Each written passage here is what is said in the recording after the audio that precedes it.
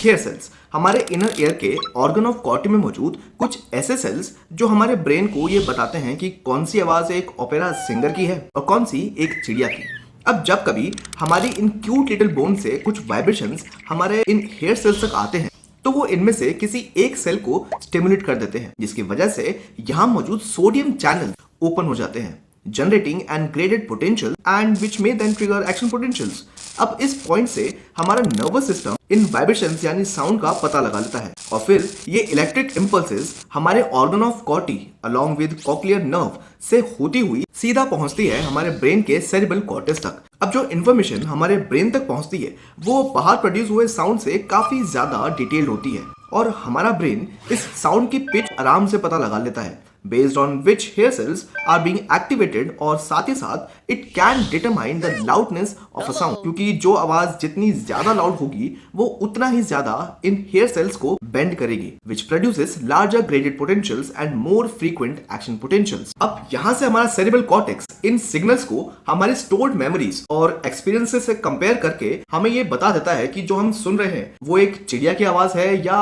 लता मंगेशकर की। Now if you are curious to know कि आखिर हमारे ईयर्स हमारी बॉडी का बैलेंस कैसे डिसाइड करते हैं, then you have to wait for the next video. Till then answer this question in the comment section.